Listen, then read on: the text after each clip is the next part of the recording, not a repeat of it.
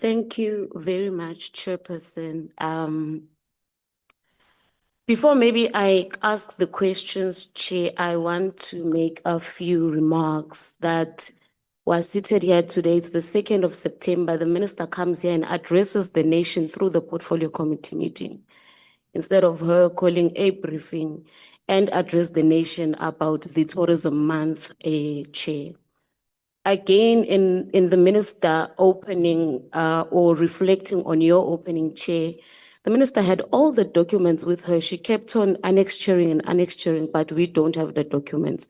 It should be noted in record, Chair, that the minister did not submit documents that were asked by the portfolio committee a week before. And also, Chair, as the Chair, you should caution the minister. There's no some people or they or them, they're board members, they're doctors, they're directors, they're everything.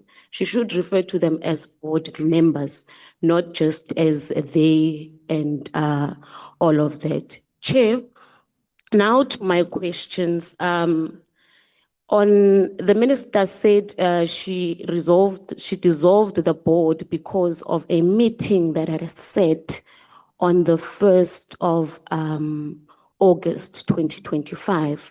Now, when the board members here were interacting, they kept on referring or mentioning that there's no meeting that sat on the 1st of August that took a decision to suspend the board. Now, on what basis do you, Minister, believe that the board meeting was held on the 1st of August 2025? Because the very same board members that are here and you are here in this meeting are saying there's no meeting that sat on that day. Minister? Thank you, Honourable Solongo. Thank you, Honourable Chair. Indeed, the board maintains that there was no board meeting. Where did the resolution come from to appoint Mr. Naidu as a representative of the board? That is what I'm asking, because a resolution was taken, whether it was by round robin or whether it was by email or what, but a resolution came out of that 1st August, whatever you want to call it, a meeting or a round robin or what, a resolution came out of that. And that was to appoint Mr. Naidu as the representative of the board. Thank you, Honourable Member. This, Chairperson, on the issue of tourism, we launched Tourism Month already 2 weeks ago in Soweto.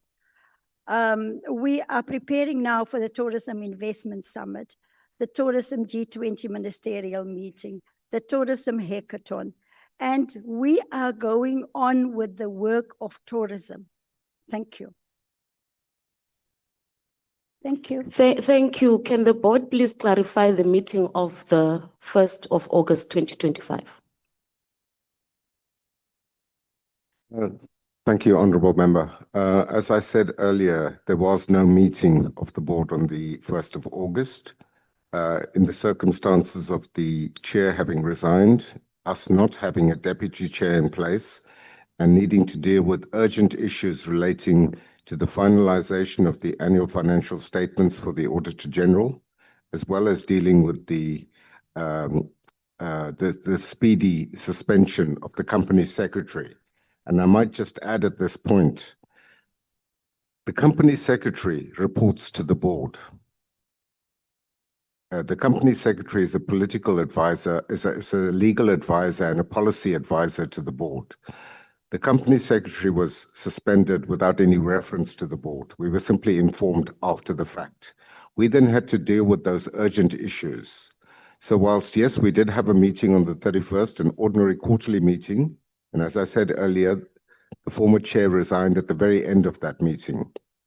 We don't know when he resigned or when he tendered his resignation to the minister, but that was the first we heard of it. We then had to act, and we, as I said earlier, by a round-robin resolution circulated electronically to all of the board members. Every one of us signed that resolution. It was taken unanimously. So I dispute the minister's statement that I was itching to become the chair of the board. I had to be persuaded by my colleagues, and they are here, and they can support that. Thank you. Thank you. And another question to the board: was the minister informed about the decision taken by the board that Mr. Naidu will represent it until the minister filled the position of chairperson? If so, then why does the minister consider any meeting held under Section 18, subsection 5 and Section 18, subsection 6 of the Tourism Act unlawful? Ms. Kelly. Thank you, Honourable Member. I think it's very important for us all to focus on that day. It's a very important day for South Africa, for the public sector, the 31st of July. That's when you meet the deadline to file your AFS. After that, it is the annual report. So it's a very critical period. I also want to share with the Portfolio Committee that the Audit and Risk Subcommittee worked for 48 hours non-stop. The apps were in such a poor condition, and my colleague, who is the acting chair of ARC, can talk to how the office of the AG bent over backwards. They were working, I kid you not, 48 hours non-stop. So for us to be told it was about 8:30 the night we had been working, because ARC has to come to board. We are sticklers for due process. We serve on listed company boards, international company boards. We cannot have our status as non-executive directors tarnished by being labelled unlawful nor delinquent, and certainly not for some of us. We're in the winter of our years, and we have worked tirelessly in the interest of South Africa and Africa, not at this stage of our lives and our careers to be labelled delinquent, unlawful, irresponsible. That is defamatory and libelous. It's not only about your earning capacity, it is about your brand equity, that you work so hard to ensure that it complies and stands up to the most rigorous scrutiny when it comes to ethics, compliance, and transparency.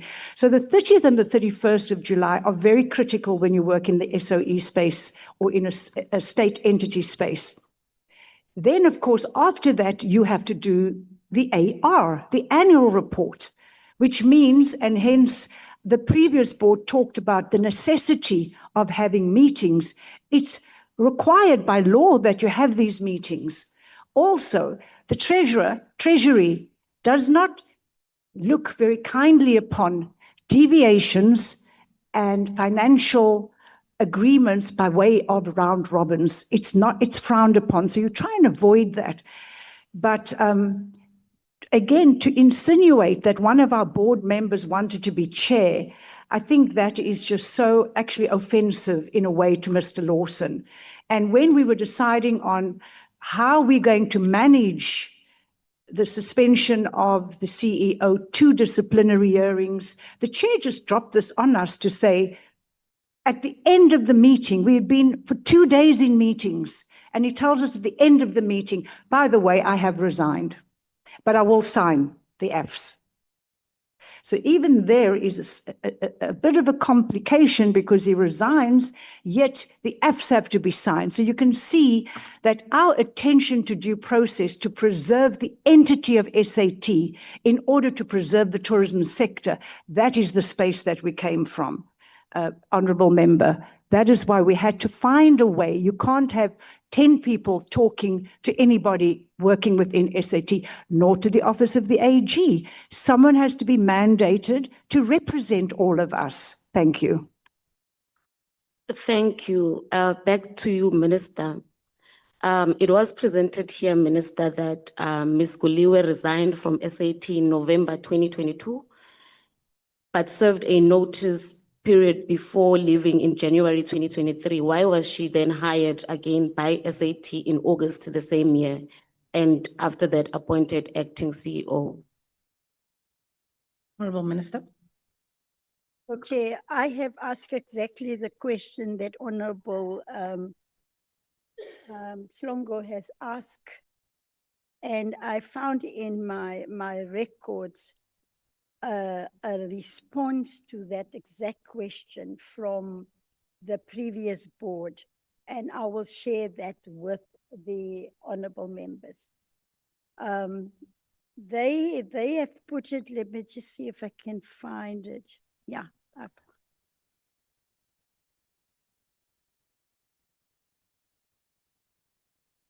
They responded to me on the 8th of February from the then chairperson of the board. I've requested for a report on any disciplinary processes started or allegations made against Ms. Nombulelo Goliwe during her previous tenure at the South African Tourism. And I will share with the honorable members the response from the board. Just in the conclusion of the board's letter that I will share, the board says that in conclusion, the board obtained the necessary assurance regarding the circumstances as why she left SA Tourism during the interview process, and the facts before Ms. Goliwe's departure were confirmed by our review of the 4th of September forensic report, 2023 forensic report. And to the board's knowledge, there are no pending disciplinary processes or investigations involving Ms. Goliwe, no allegations made against her. I raised the same question and I will share the response of the then board with the honorable members. Thank you. You stated, Minister, that I don't want to go into the deputy chairperson issue. You did not answer that. You were asked, why didn't you appoint a deputy chairperson in 2024? You did not respond. You said you appointed a deputy chairperson now in an interim. And that one is just a no-no for me. And you again, Minister, speak of factions. You appointed because of factions. It really does not make sense that a Home Minister would appoint because, or would appoint in line of factions. Then how do these colleagues work together if you appoint someone because of factional reasons? Honorable Minister. So the honorable member Slongo is saying that she's not accepting my explanation that I gave earlier on. You did not respond to why there was no deputy chairperson. You said the reason you did not appoint because there were factions, and that's not an answer that as members of the portfolio committee we can accept, that you did not appoint, and then yet you say they said unlawfully but not taking into consideration your own actions, Minister. What I'm saying, and I will repeat, honorable member, yes, there were factions in the board. I've just answered it a minute ago. The deputy minister reminded me about us wanting to appoint a female chairperson, deputy chairperson. And the two of us agreed on a name. And then before we could do that appointment, that person resigned. So it's not that we've not tried to replace that. And I've just answered it earlier on. Thank you, Chair, Honorable Chair. Thank you, Minister. It should be noticed again in record, Minister. You sit with us in portfolio committees. You never came with that to the portfolio committee. You are now saying it because we are raising it as a portfolio committee. Now, Chair or Minister, let me move to the interim board that you had appointed. In the interim board that you are appointed, there is one board member by the name of Ms. Kollega Zama, which I think, Minister, would be aware of the serious issues from the 6th Parliament regarding Ms. Kollega Zama. If I can maybe refresh your memory, Minister. On the 9th of May 2023, a meeting held at Inkosi Albert Lutuli International Convention Center in Durban, Ms. Zama told the committee that she had written a letter to South African Tourism as an acting chairperson based on the decisions taken by the board to take away the delegation of authority to the executives of the entity. It then emerged at a meeting of the 23rd of May 2023 that Mr. Tim Harris had instructed Ms. Zama to write that letter. It was not based on a board decision. She lied to the committee. Secondly, on the 9th of May 2023, Ms. Zama informed the committee that Mr. Tim Harris and Mr. Zwelibanzi Ndambo had tendered apologies for not attending the meeting. She said the reason stated by the two board members was that they will attend an official meeting called by Parliament. That assertion was deemed disrespectful by the committee as the two board members had deliberately shunned to attend the meeting duly called by the committee. It then transpired on the 23rd of May 2023 that Ms. Zama misled the committee, and as Mr. Tim Harris said at the committee meeting, he never said what Ms. Zama told the committee, and he considered the meeting of the 9th of May as official business of Parliament. In that regard, the committee member in the 6th Parliament opened a case against Ms. Zama at the Cape Town police station. Did you consider all this before appointing Ms. Zama as the deputy chairperson of this interim board that you've put in place? Honourable Minister. Thank you, Honourable Chair. I will certainly go and revisit the PMG reports of the 6th Parliament and look at the records. All 6 South Africans that I have appointed now, the department has done some security clearances on them. Now, security clearance is not vetting, but it looks whether you've got a criminal record, whether there are charges of all of that. And in terms of the security clearance report around Ms. Zama, there was nothing untoward. But in terms of what Honourable Shonga raised about the 6th Parliament, I will definitely go and check the records and then come back to you on that. But thank you for bringing it to my attention. Chair, again, I don't accept the answer. I did not sit in the tourism portfolio committee in the previous administration, but I've got these facts with me. Clearly, the minister sat in that portfolio committee. She knows what I'm talking about. And my question, Minister, did you consider everything that I've mentioned about Ms. Zama before appointing her as the deputy chair of the interim board? I think, to accuse me that I pretend not to know, it's also not fair. Only thing that I'm asking you, Honourable Slongo, let me go and look at the records. This is in 2023. And I will do so, and I will come back to you with an answer.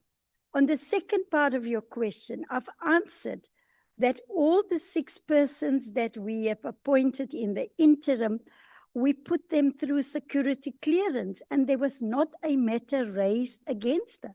What more can I say? If you don't believe me, it's fine also, Honourable Member. But I'm just asking for the time to go and get the records. Thank you very much.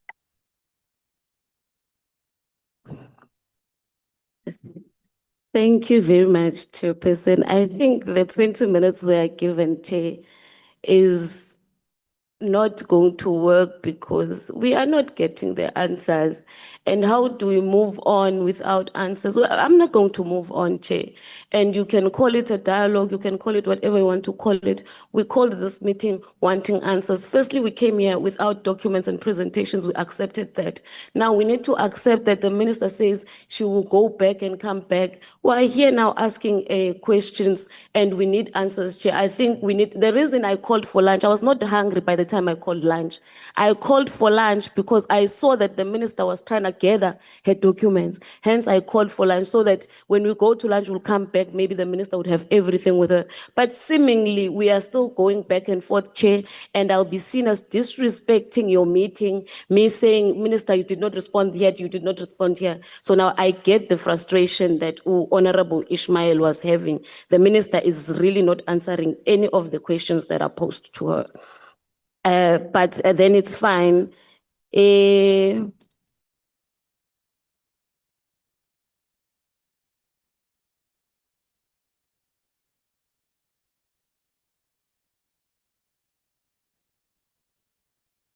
I'm trying to skip the minister because you would say what, so that's why I'm taking time.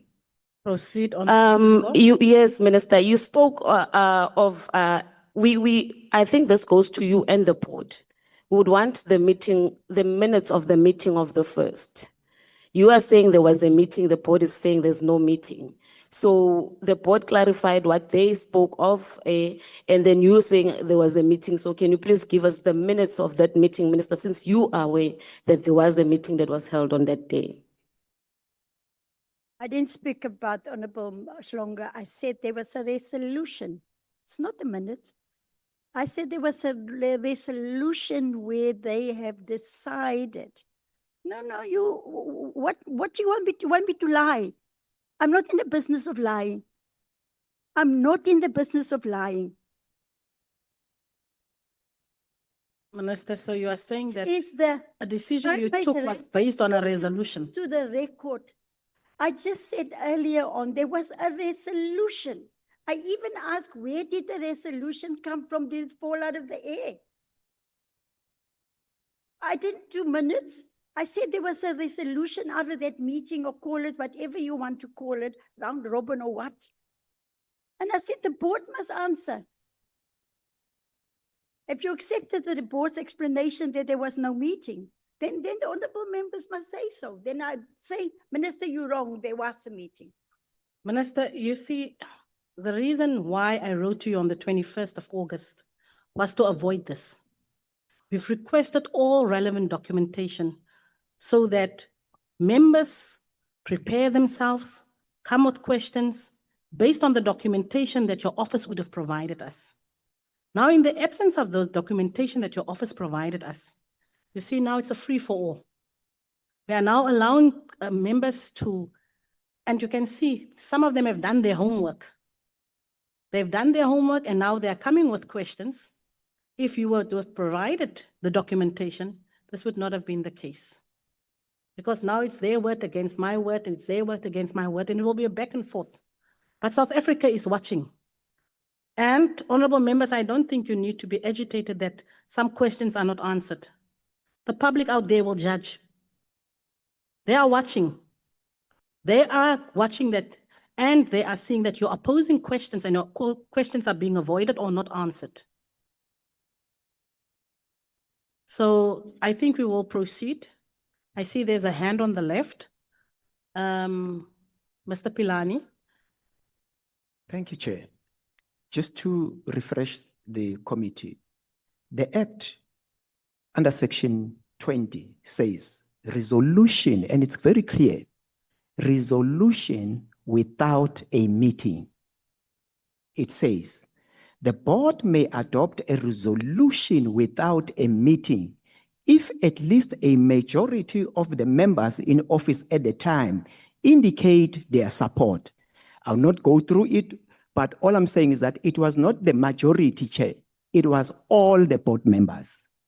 Thank you. Thank you for that clarity, Mr. Pilani. There was another hand, Minister, and then I'll give you to round off. Thank you, Chair, and thank you, Honorable Schlongo. It's a critical point that you're raising.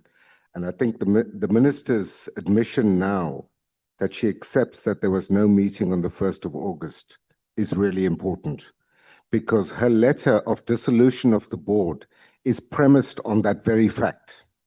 So if that fact is, she now concedes, is wrong, the dissolution of the board is unlawful.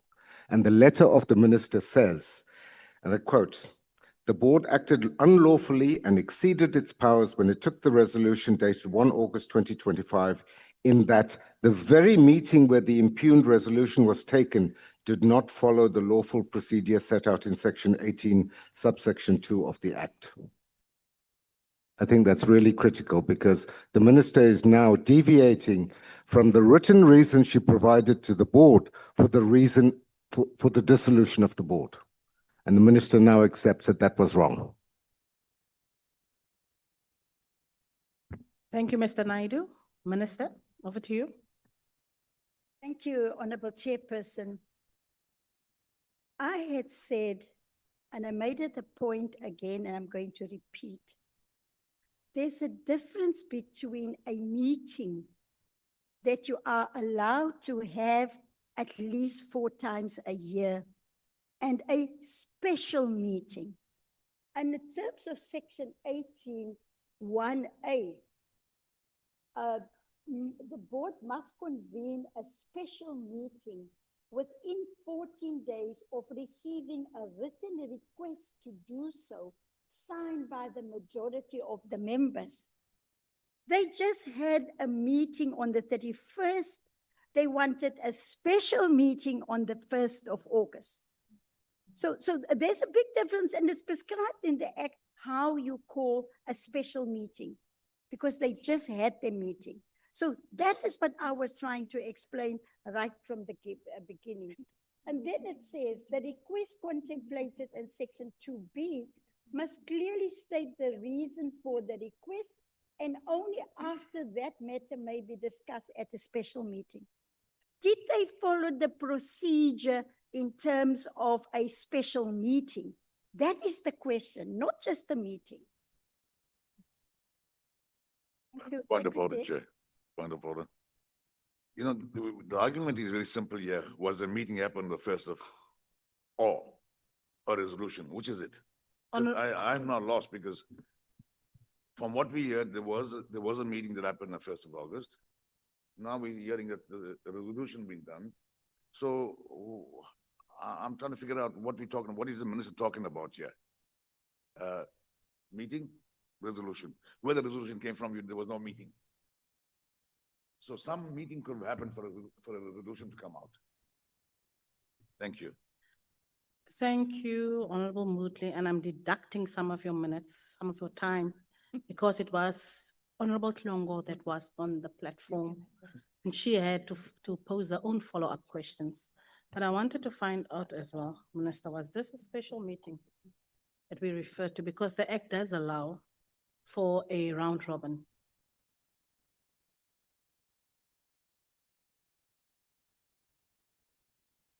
Yes, Minister? Chairperson, I'm saying again, the quarterly meeting was held on the 31st. Call it a special meeting, then you have to convene a special meeting following certain procedures in terms of section 18, 1, 2A and B.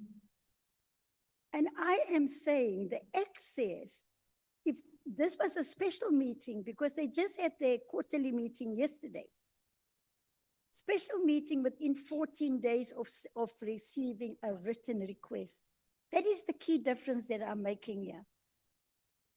So I think we're using meeting and special meeting interchangeable, and I am trying to separate the two. Thank you, Chairperson. Thank you, Honorable Minister. Honorable Tlongo?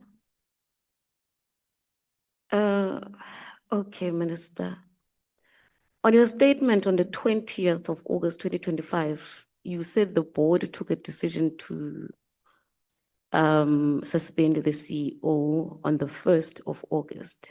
Yet the board say that meeting was held on the 2nd of May 2025. What's your take on that? Honorable Minister? Thank you, Honorable Chair. There were two sets of what they call events. The first event related to the suspension of the CEO started in June, and I've explained what happened there. The board wrote to me asking for my concurrence, and I said, give me all the documentation. I will not repeat that. I went to my colleague, Minister Buthelezi, and then he finally responded on the 27th of June.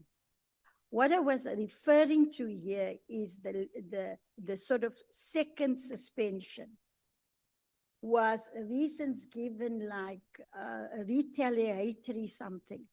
So it's two different events. That's my understanding, Honorable Tlongo. So, Minister, what did the board resolve on the 1st of August 2025? The board resolved on the 1st of August 2025 to appoint, in that resolution, according to them, to appoint Mr. Lawson Naidu as a representative of the board. So you are saying they are lying when they say that meeting set on the 30th of July? Meeting. The one that appointed Mr. Naidu, because the board say that Thank you, meeting. Sir, I could be out. Okay, But it's no, fine, Chair, let's no, move on. No. Honorable Chair, no, I'm not going to move on, Chair, with your permission. You may proceed, Minister. I have got, and I've shared the resignation letter with you. The board chairperson resigned in the meeting, the last quarterly meeting. It is the very next day on the 1st of August where this round robin, whatever was called, and then a resolution came from that. So now you're saying that I am saying that the meeting was on the 31st or not the 30th. And I'm trying to understand if this is what Honorable Slongo is saying. I was wrong in saying the meeting was on the 31st, it was on the 30th.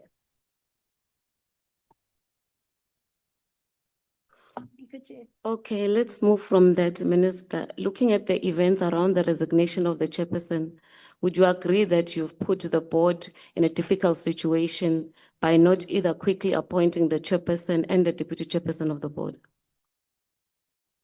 No, I think the law put them in a difficult situation because the law prescribes in section 18(2) what you must do when you are faced with such circumstances, not me.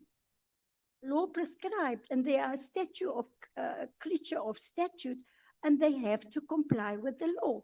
It's not me. I think, Chairperson, I will stop there and do say that I also think and believe that Minister dissolving the board was unlawful also. Thank you. Thank you, Honorable Slongo. I think I must just make it clear here.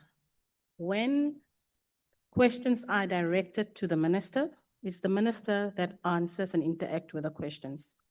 When questions are posed to the board, it's the board that answers. When a question is posed to the minister, the board, I will not allow any of the board members to answer the honorable members on behalf of the minister. You've had your opportunity to present, to do a presentation from your side. And I think honorable members are quite equipped with all the information that you've given them. They will be posing the questions, etc. So let it be the minister that answers the questions to the honorable members when they are posing the questions to her. And whether it is also Ms. Kanile that they pose the questions to, it will be Ms. Kanile that will be answering the questions if they pose directly to her. Otherwise, we're going to create chaos where the board members, previously I should not have allowed that, where the board members feel that they now need to jump in and answer questions by the honorable members. That will create a chaos in the meeting. Let us then proceed. Honorable Slongo will be followed by Honorable Buthelezi.